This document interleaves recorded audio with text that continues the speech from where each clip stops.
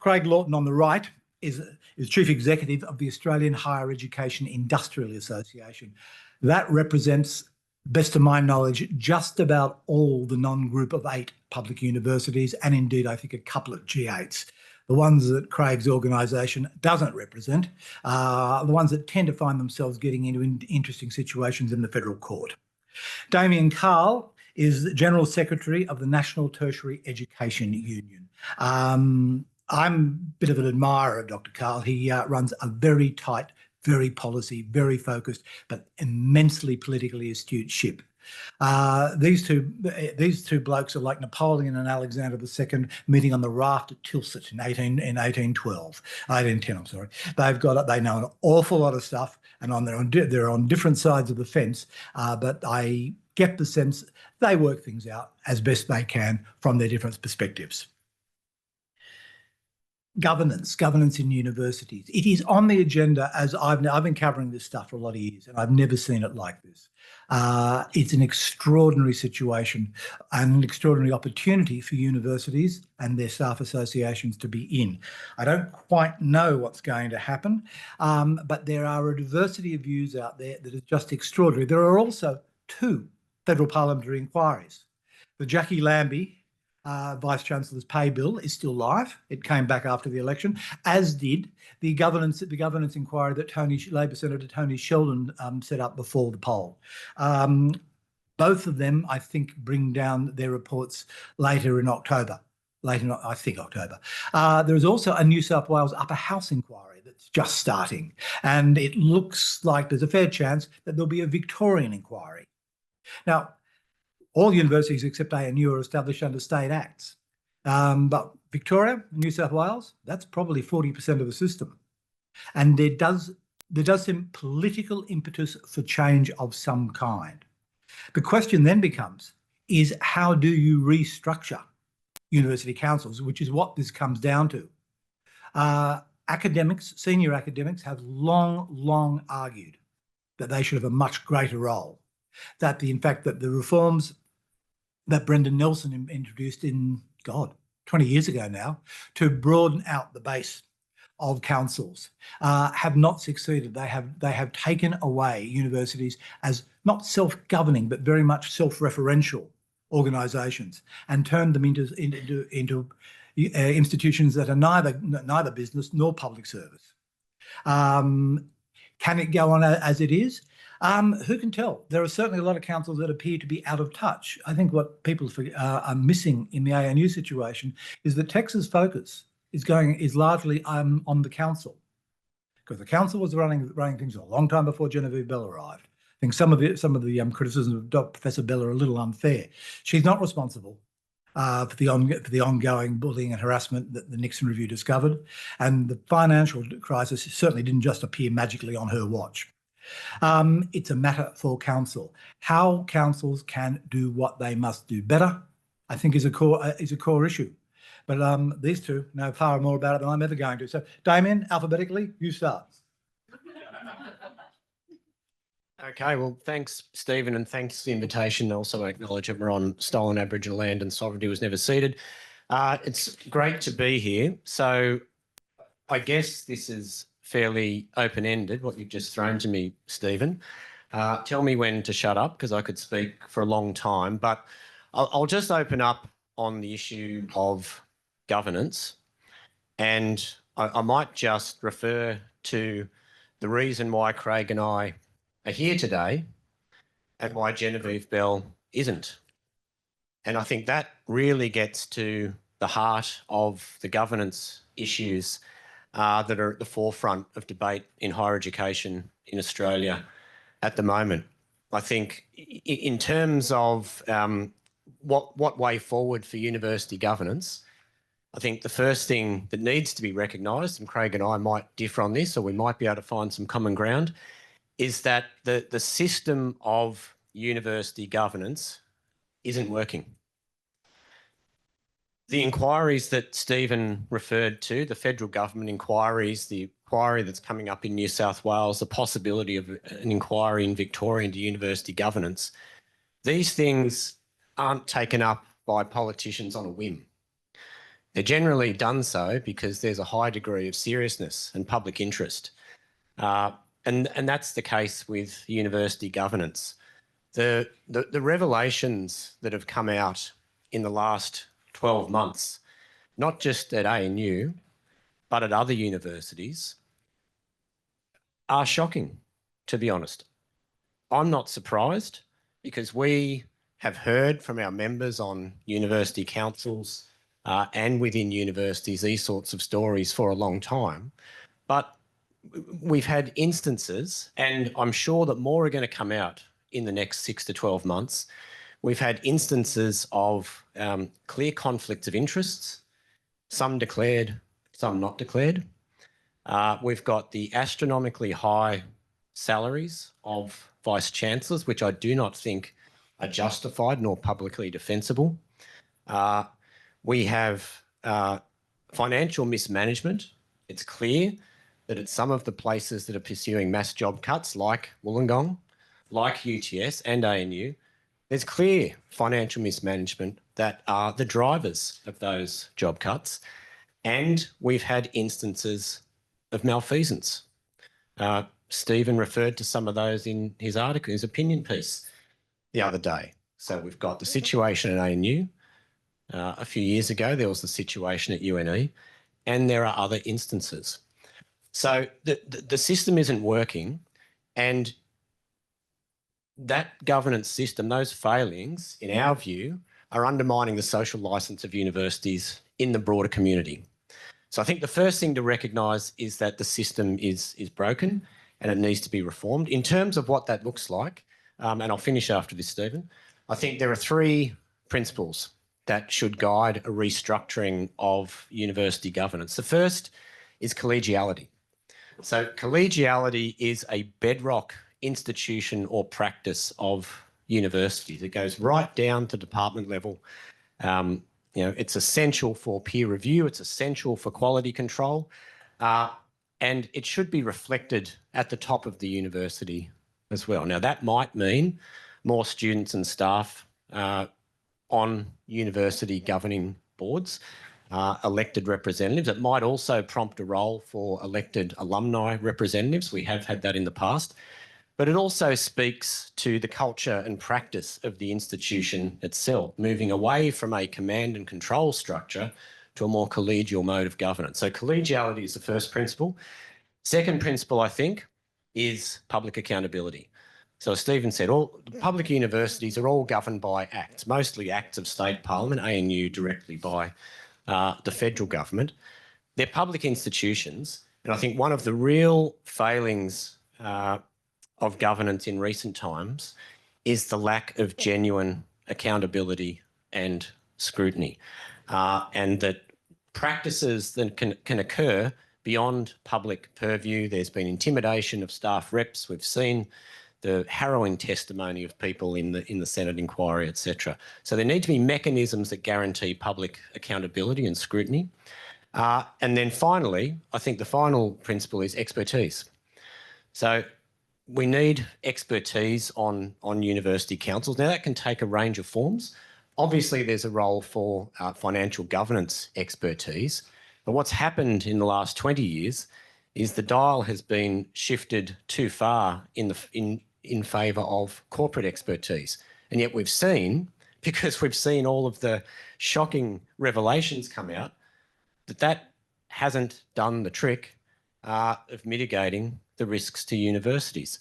Expertise can take many forms. There's financial governance expertise, there's expertise in higher education, there's an understanding of what happens at the coalface in education. So I think expertise can take many forms, but I think those 3 principles, collegiality, public accountability and expertise, are the principles that should guide a restructuring of university councils. Thank you, Damien. Let me just put a question on notice to come to at the end.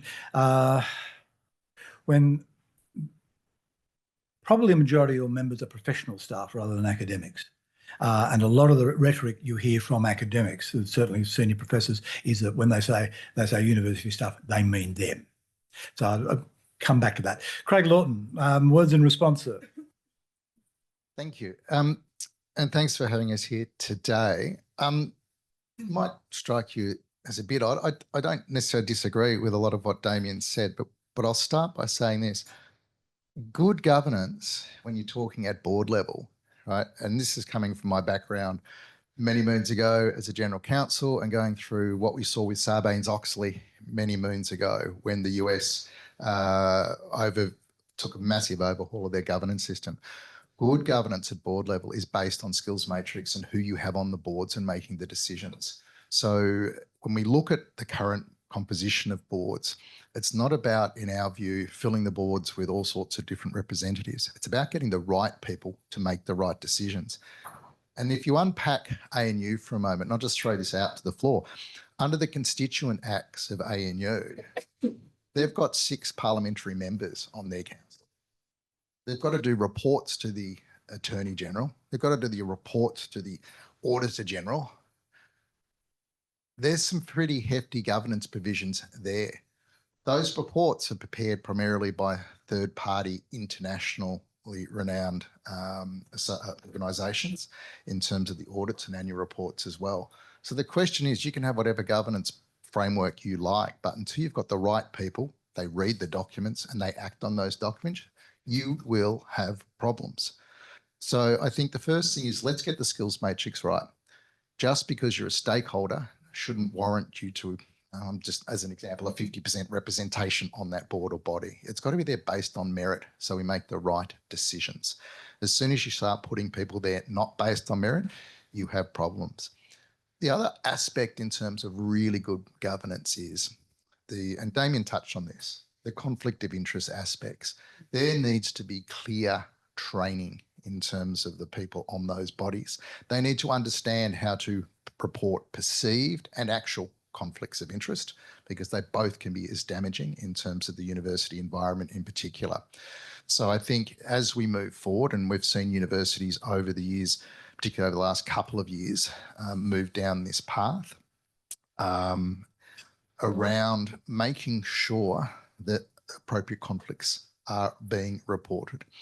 The other thing too that we need to understand is, when another element of really good governance at board level is, a good board needs to understand what stays in camera effectively at those board meetings and what does get reported. Board members need to have the ability to have a safe discussion about very complex issues. And we cannot have everything at board level reported out. That's governance 101. So I understand there's a really strong push towards transparency, and good boards need to be transparent and they must communicate with their constituents in terms of that. And where we're not doing that, that's something that we need to sort of step up on in terms of that. But it doesn't mean you have carte blanche in terms of those communications. And there will be times where it will be entirely appropriate that, and there should be union reps on the board and student reps on those boards. It might be that we're talking about the bargaining strategy, and it might be that we're talking about the levels of what that pay offer should be in terms of that particular round. And it might be entirely appropriate that the particular members excuse themselves from that discussion, because they will have information that might put them in a position of conflict depending on their roles. So I think when we look at the system in governance at the universities at the moment, yes, there's definitely some improvement to be had. But I think one of the positive things that's come out of the underpayment issues that we've seen in the last couple of years, the Fair Work Ombudsman has done, I think, a really good job in doing a couple of things, helping lift the level of capability around governance in our sector. Coming externally into the education sector, there is a different culture around governance. Right? If working for a public listed company, that governance culture is enshrined. You've got continuous reporting obligations and all sorts of things like that. So governance is front and centre, and we've seen it with ANZ recently, right, with some of the issues that they've had. But there's a cultural component in terms of that. So the Fair Work Ombudsman has done a sensational job on that front. The other thing, I think, what the underpayments issue has done, it's one example of governance issues. But I think what I am buoyed by is that universities are working, and they are working, I think, genuinely collegiately with the Fair Work Ombudsman these days. It did get off to a bumpy start. I don't think anyone can argue the toss in terms of that. But What we are seeing is a genuine concerted effort by universities to put in systems and processes in place to identify where these issues are and rectify these issues as soon as we can. So a good governance loop is, you've got to have your monitoring and reporting systems. It's got to go to somewhere. Those people need to be empowered to do something. So in terms of that particular issue, which has largely defined what people have meant by governance in our sector, I think in the last 3 years or so, I'm seeing some positive moves in that space. I'm not necessarily seeing the sector in governance crisis mode in terms of that. To be really blunt, I think the corporate sector's probably had 25 to 30 years to align corporate standards, and they're probably sitting at 8.5 to 9 in terms of their corporate capability and execution. The university sector probably sitting somewhere around the 6.5 in terms of that space and capability and the ability to execute on that.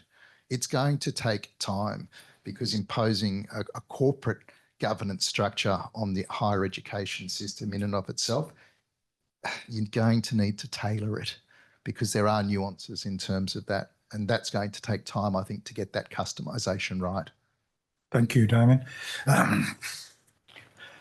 The one thing you didn't mention, one thing you alluded to, is that the Fair Work Ombudsman, on conditions placed on lots of universities who have underpaid staff over years out of error, maybe in a couple of cases malice, on 3 that I can think of, 3 very big universities, they've also imposed conditions on the council that they must be aware of payroll practices, payroll errors, measures in place to mitigate them, and they must be aware of generalised staff relations. For the Fair Work Ombudsman to do that to august universities of long standing is a thumping great vote of no confidence in those particular boards. I'm amazed in one particular case, the Chancellor just didn't resign in shame. But they roll on. Parenthetically, unless you want to respond to that, Craig. Oh, look, I think it's actually helpful in terms of the response that the Fair Work Ombudsman's taking to the sector, because sometimes sectors need some guidance. And I think the Fair Work Ombudsman is doing a fantastic role in saying, here are the parameters, right? I think the universities need to be judged now that these parameters are being well defined across the sector. I think we look back in 2 years' time and say, well, how have we done against those parameters? And with the level of effort, resourcing and expertise that the sector is putting into this issue at the moment, this particular issue at the moment, I think we'll be well placed in a couple of years. But it will take time. These are really complex things. Share that confidence? Well, I think it's going to depend what comes out of this moment. I really, my sense with respect to the attention that's being put on governance at the moment is it's not going to go away in a hurry. I think the public has now seen some of the poor governance practices and they're not satisfied with it. I think we've got the parliamentary inquiries. I mean, I really do think it is incumbent on employers to put their hand up and say, yeah, we got it wrong.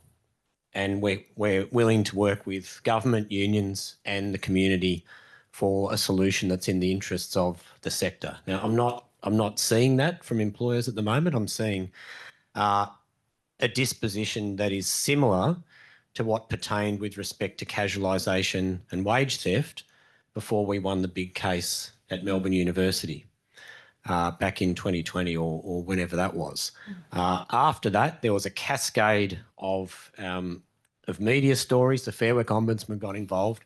And now I think there's a general recognition in the sector that is a problem. I think we're at that stage with respect to governance at the moment. I actually think the key to unlocking the better funding for universities is recognising that there's a governance problem. I can't see there's going to be a significant increase in sector funding, which we all know is needed, while these governance problems are ongoing and while there's no genuine desire to address them. Just coming back to some of the issues that have been raised, just in terms of the in-camera just get into the micro details, the in-camera tendencies in council. So I was on the University of Wollongong Council back in the early 2000s as a student rep. The composition of councils was very different back then. But in-camera sessions were used very, very sparingly. What we're being told is that they're being used much more frequently these days. And at the same time, there's a lot of pressure on staff not to speak out, even when there are instances of poor governance or malpractice, as we saw at ANU. So I think that really needs to be looked at. And just, you know, I don't think we should be modelling the corporate form in universities. They're not corporations. They're very, very complex institutions. I think the Fair Work Ombudsman mandating that councils must be aware of, you know, staffing issues, workplace relations, that actually demonstrates the role for staff on university councils because they are closest to the action. They understand more than others what happens at the coalface. But one thing about the corporate form of governance, which isn't replicated in universities, is the annual general meeting of shareholders. Now, there's nothing like that in universities.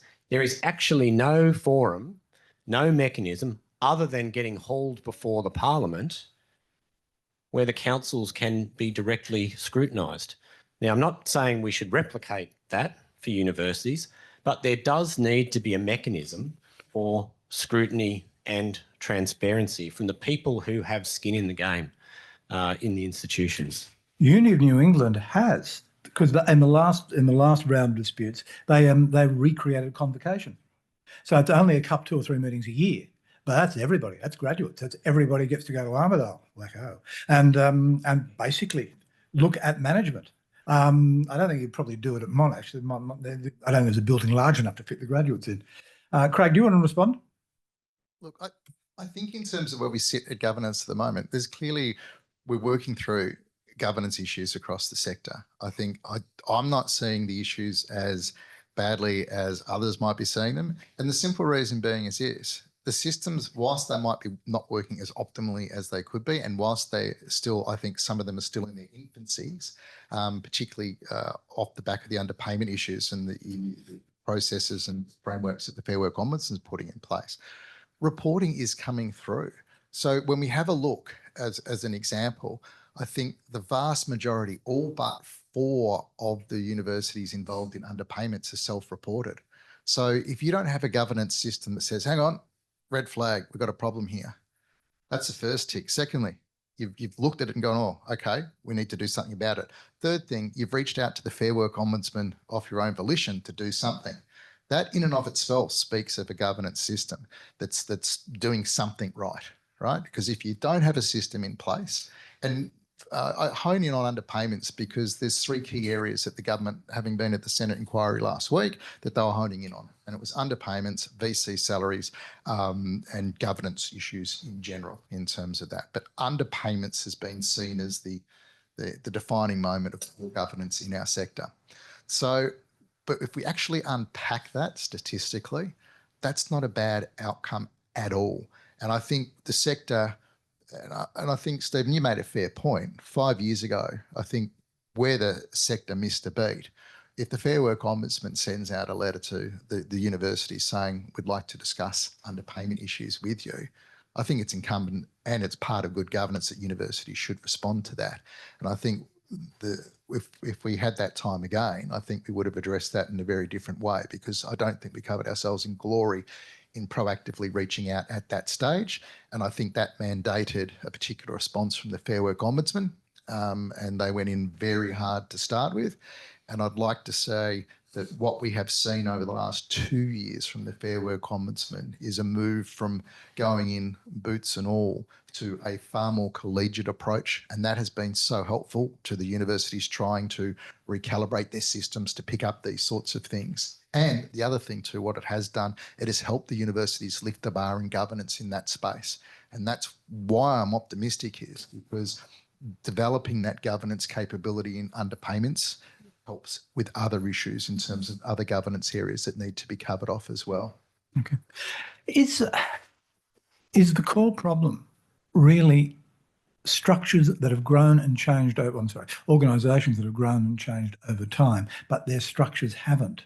Universities as communities of scholars were fine pre the Martin Review in the late 50s. They were very small. They taught. They were left alone. Nobody paid much attention. And they largely for the learned professions. That all changed. That all changed very fast as they grew and expanded. The demand-driven, I don't think anyone's really grasped yet how important the demand-driven funding system, though now dead, culturally how that changed Australia's interaction with universities and what they do. I think that's a fair call. And picking up on what Damien was saying before, I think one of the things as we've moved forward and we're sort of going through this growth and change process, it's that collegiate nature of what needs to happen moving forward as well. Because I think in 2025, universities are very different places to what they were in 1965. Yeah. And to that end, I think the governance processes need to be tailored to reflect that. I think that's a fair call. But on the one hand, they are giant exporting corporations, and they are. The big ones are giant exporting corporations that has a whole set of issues attached to it. On the other, they are still teaching core undergraduate courses for the professions. They're still teaching humanities and social science. And there are contradictions in those three teaching streams in terms of funding, in terms of resources. And that's before you start looking at the contradictory demands for research funding across the university. Is the model as it now is just not designed? Can it not design for such competing objectives? Well, I think you've basically hit on what I think are the two key drivers of all of the perversities in the university sector. One is governance and the particular way that it's structured, and the other is funding. And it's the intersection of those two that create all of the perverse outcomes that we see. So we all know what the funding problem is. Universities aren't funded by the government to a sufficient level to perform the activities that they're required to do. It's pretty simple. One of the big underlying driver of that is the gap between research funding that's received and the research that universities perform and are required to perform, noting that they're legislatively required to perform research. So there's that as one of the driver, but the other driver is the governance structures, which have over the last 20 years, as those funding issues have become more acute, as there's become more and more reliance on international student fee income and all kinds of external sources of revenue, have become more corporatised in their focus. But we've seen that hasn't worked. Now, I'm not saying we should go back to the same structures that prevailed 20 years ago or 30 years ago, but they did work more or less well enough, I think. They were large councils. They had a diverse range of interests, for sure. But in my view, having been on one, they were fit for purpose. But I think if we get back to those three principles of collegiality, public accountability, and expertise, that is something we need to embrace. And if we can pursue that alongside an agenda for greater funding, I think that's the way to get purchase and to try and restore the social licence of universities in the community. I don't necessarily disagree with that. What I will say, though, in terms of the funding aspects and the lack of certainty around funding, I think that produces some significantly perverse results, particularly in terms of governance. And I'll unpack that. When you've got funding that you're not sure where it's going to be in 12 months' time, what does that mean that you do with your employment framework? Because you go, wow, okay, better unpack that. If I put that person on an ongoing role, because I've got 55 weeks up to 110 weeks of redundancy, wow, and I'm not sure that funding is going to be there, that's going to go to have a significant financial impact. Okay, better not do that. Well, let's have a look at some fixed term contracts, okay? Because then I can ameliorate that exposure. Okay, so then we start pushing the bounds on what we can do with fixed term contracts. Hey, let's throw a few casuals in there because we've got workload restrictions in terms of our EAs and get them doing some stuff as well. Pretty soon you have a pea soup of activities which are designed to mitigate your financial exposure to the vagaries of funding. Imagine if we had more certainty around funding. That would enable the university sector to provide more certainty around job security, because we wouldn't be conflating these interesting employment structures, right? So I think the first thing we've got to do, one of the things that we really need to do as a sector, and this is why I'm jumping on that collegiate notion that you're saying, Damien, because I think it's bang on. We need to take a step back and say, how do we make this just a little bit more simpler? Because no matter what governance system you have in place, you can have the best governance system in the world at the moment. I do not know how you keep on top. It took, I do the underpayments across a lot of the universities, and it took Marcus and myself a week to work out an underpayment interpretation, and we're expert in this space. How is someone in payroll supposed to do that? And that's driven by complex legislation, it's driven by complex EAs, and it's driven by archaic and often very complex payroll systems. We need to fix the cold, right? And the cold, not the cough. And the cold here is, let's reduce some of the complexity. So when we do land on appropriate governance systems moving forward, there's something meaningful. Because as it stands at the moment, if we're a university, any university puts in an absolutely bang on underpayments governance system, because of the complexity, what's that system going to do? Is it going to prevent it?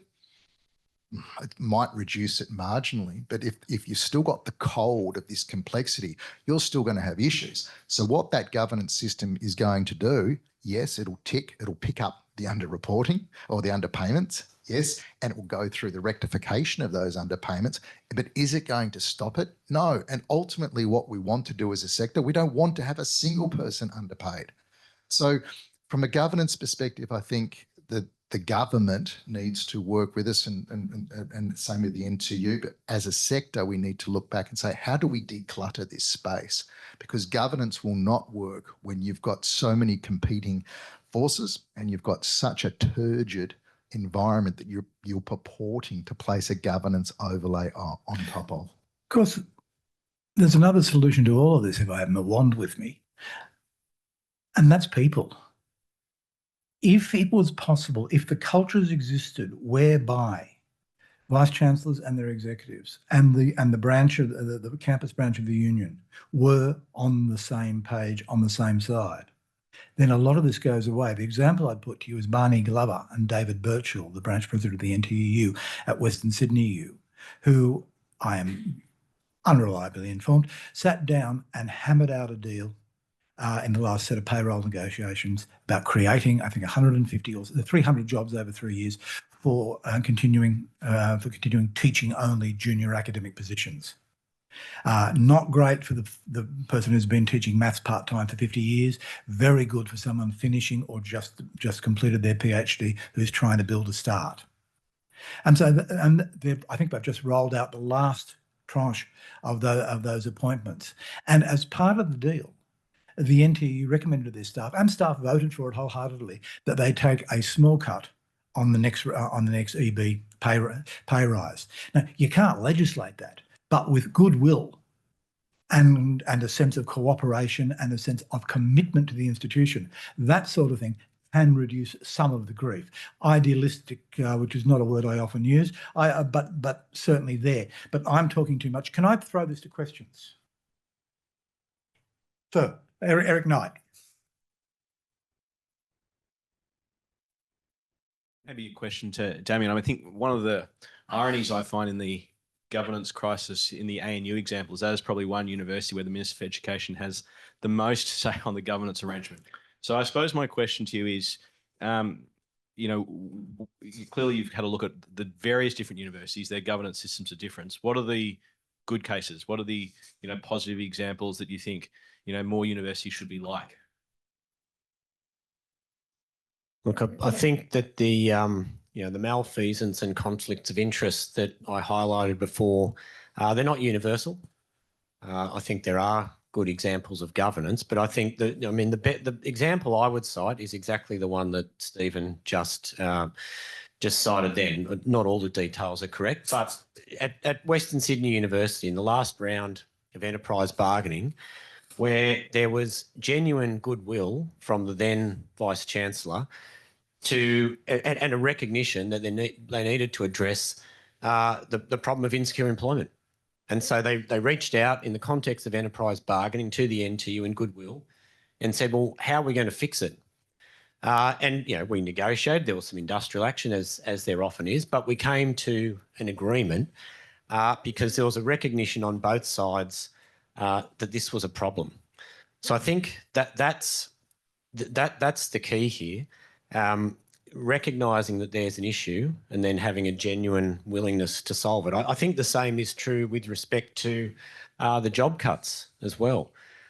There are very few instances with respect to the mass job cuts that are occurring around the sector at the moment, where the university has reached out to the union in good faith and said, look, let's have a conversation about the university budget.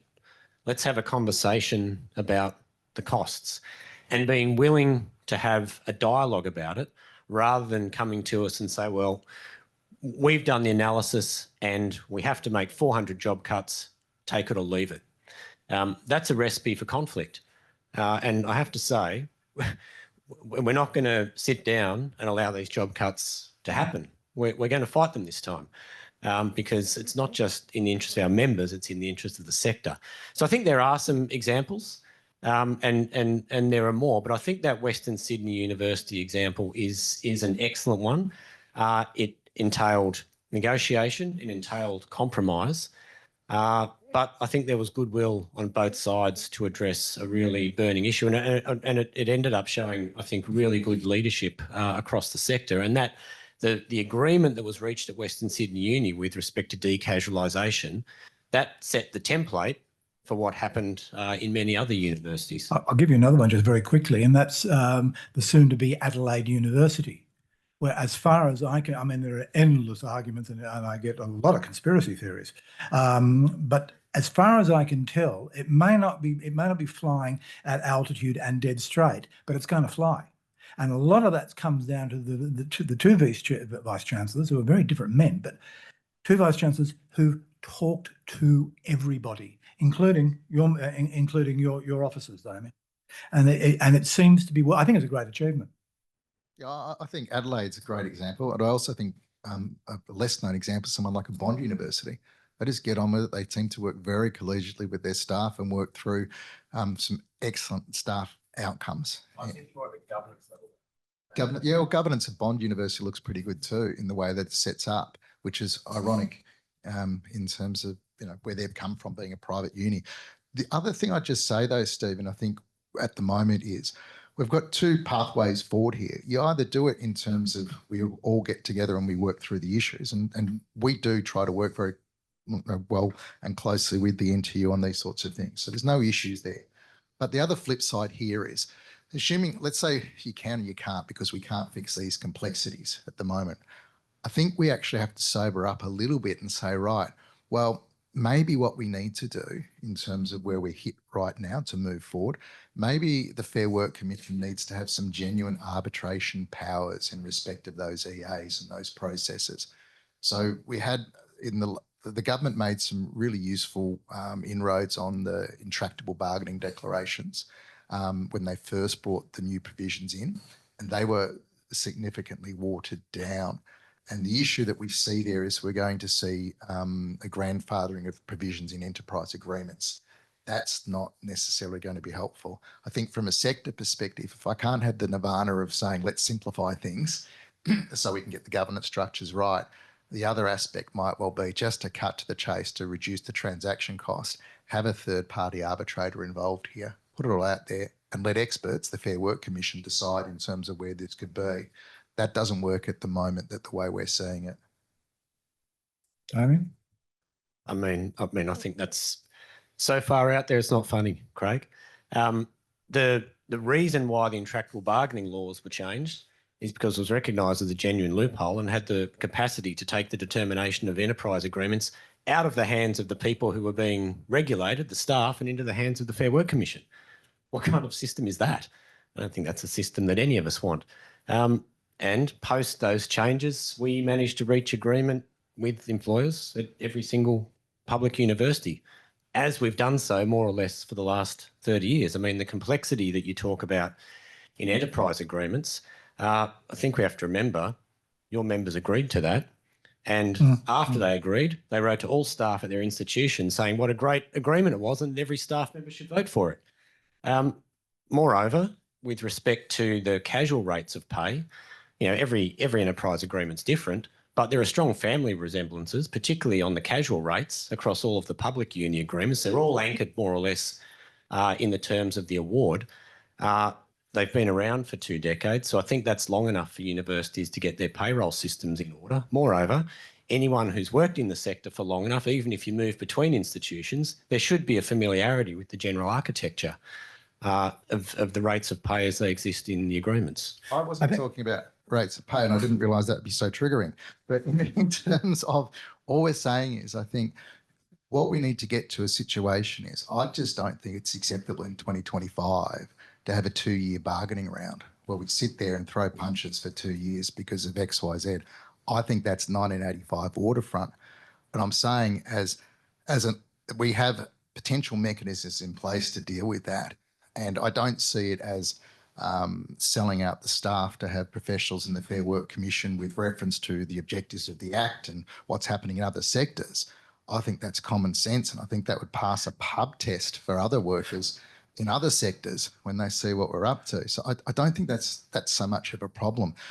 I just think that we just need to do, we can't keep doing, I suppose this is the ultimate point, if we're going to be doing the same thing that we've done for the last 25 years and expect different outcomes, I think we're in la-la land. I think we have to say, if we're acknowledging that we're at a particular juncture in the sector where we sit right now, well, let's be brave, let's be bold, let's do something different. On one hand, yes, happy to embrace and work with the NTEU and see how we can work that through. I'm a realist. If we can't actually achieve that, then I'd say, okay, we've tried our best, but we can't keep doing this. Fair Work Commission, you provide that guidance. You guys are experts. You're appointed by the various governments of the day or whatever, right? But you know your stuff in this space. You have the ability to see across all different sectors, so you can make appropriate calls, not only for our sector, but for the entire country as we move forward. I don't mind that as a default provision rather than continuing on with this same approach. And as you said, we've done it for 25 years. We've agreed to it. We've got to change something, and that process, I think, is a great place to start. So let us just withdraw from the weeds, because we're less in the weeds than the jungle now on the detail. And look, culturally, because we're running out of time, how do you rebuild a culture of unanimity? Scholars are loyal, firstly, to their discipline. Their institution tends to come second. General staff have professional careers. The skills general staff have are infinitely transferable. I get a lot of press releases about people moving from place to place, and people come in, people go out because they are in transferable skills. Learning designers, I would have thought universities are going to be battling to be able to afford them in 5 years' time, because as the way the market changes and grows in the private sector for training. You've got all these different loyalties superimposed on the university, and people don't stay forever. I mean, the prospect of starting as 25 as a young PhD or a young general staffer and then working your way up the hierarchy and retiring at 65, it don't happen. People move. How do you then inculcate a loyalty to the system, to the ideals of education and training? I mean, I actually think that's there, Stephen. Yes, the sector's changed. It's very complex. Professional staff roles have definitely changed. There's so much variety in professional staff roles, and they're a majority of the university staff. We do tend to have an academic-centric bias in our discourse about universities, which means we often forget that professional staff are in a majority. And you know, just getting back to your question earlier, they should be have representative positions on university councils as well. But my observation is, overwhelmingly, most of the staff who work in the university sector really believe in the mission of universities. I mean, I think that's true of almost all staff in the university sector. Yes, there might be high turnover, but I really think I really think that that belief and commitment is there, and that's why I think just getting back to the governance issue, staff can be trusted to have positions on representative bodies, and why I think processes of collegiality, which have been somewhat eroded in the last 20 years, haven't disappeared, but they have been somewhat eroded. They need to be revitalised and reinvigorated. Yeah, I'd agree with that. I think in terms of the sector, it is a special sector. Most of us who work in this sector do it because we want to. It is fantastic. I went to Melbourne Uni. I love going around the campus when I was working there, you just experience that. It is a special place, right? So in terms of that, I would be optimistic that in terms of one of the key things that's sort of holding things back at the moment is getting a greater transparency and greater structure to those governance structures, where staff feel that they have appropriate voices, they feel like they're being represented, and they feel like they're being communicated to with respect. I think they're the basic building blocks of rebuilding some of that sort of stuff, Stephen, in terms of that. And I think, again, what we've seen over the last 5 years, the blessing and the curse of the underpayment aspect is it has ignited the fire in terms of this space. It has forced universities to look more inward at some of these issues, which I think has been a useful thing. Every system, whether it's corporate or a hybrid system in the university higher education space, needs review and needs reform. It's like if you don't service your car every year, then the wheels will fall off eventually, right? So in terms of the sector here, I think this is a useful moment in terms of where we sit. We can do one of two things. We can fight like merry hell for the next 5 years, or we can try to work together. If we can't work together in terms of that, then let's get assistance from third parties to get those appropriate frameworks in place. Last word, Damien? I guess my last word would be just, I guess one thing that hasn't been mentioned today, but I'm not sure if it's a sleeper issue in the sector, but alongside funding and governance issues that's transforming the sector is artificial intelligence. What we're hearing from our members, it is transforming, and you would all know, it is transforming the sector rapidly and profoundly at all levels. What gets most attention is use of AI by students. That's important, but it's just the tip of the iceberg. And I think this is something we really need to have some guardrails for, some guidelines, and some regulations, because if we don't get it is going to transform the sector. It's whether it transforms the sector and enhances education, or whether it transforms the sector to the detriment of education. I think we've got to get that right now. That's an entirely new event. We'll come back next year and do that if we're all still standing.